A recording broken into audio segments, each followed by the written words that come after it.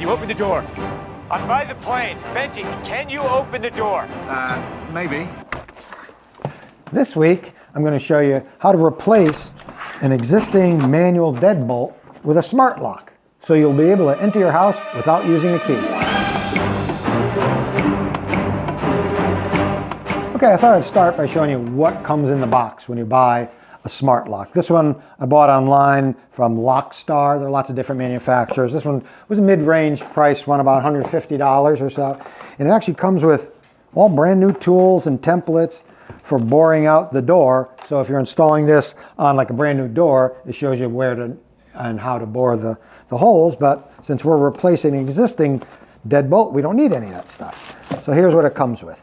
You have the interior part. There are batteries in there, and that will replace this. That'll go there.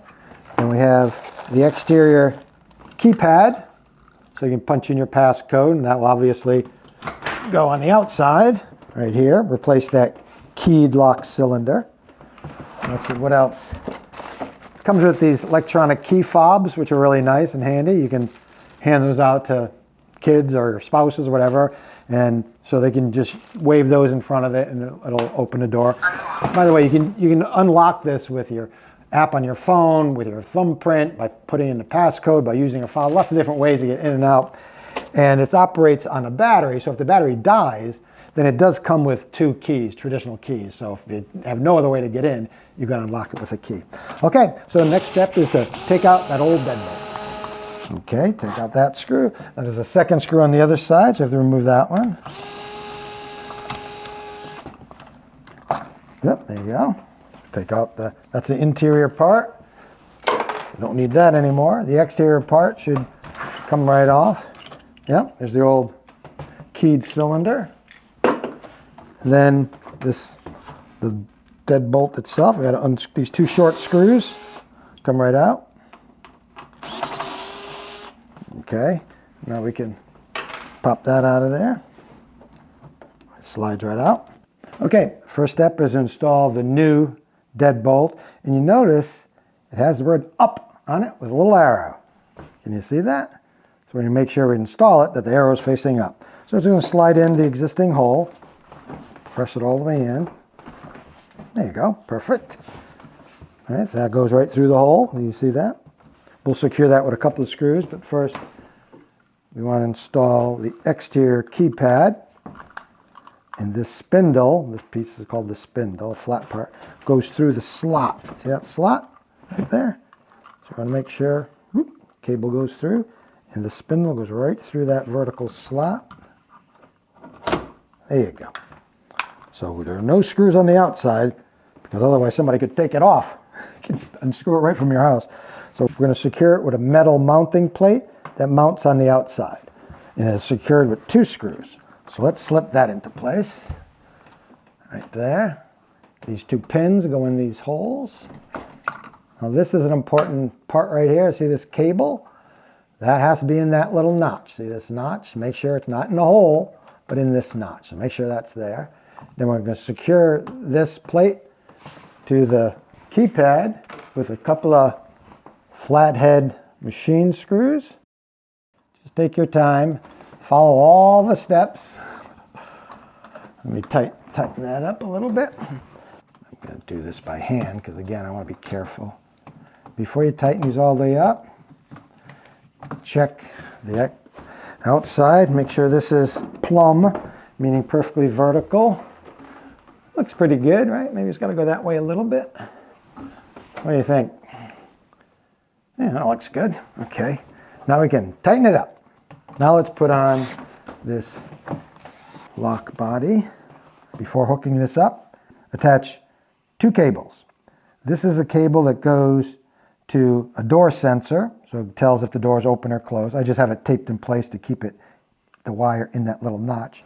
And then this is the electronic cable from the keypad on the outside, and that fits into this little port right here, this little jack. This might be the hardest part of the whole installation. You need someone that has skinny fingers. There we go. So that's in there. There, I'll lock it in there. Finally, okay? So this cable's plugged in, this cable's plugged in. There's a little tiny switch there. For left or right hand door, there's a right hand door.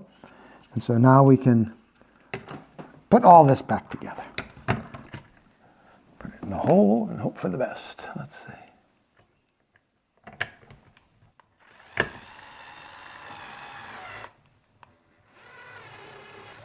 All right, there's one.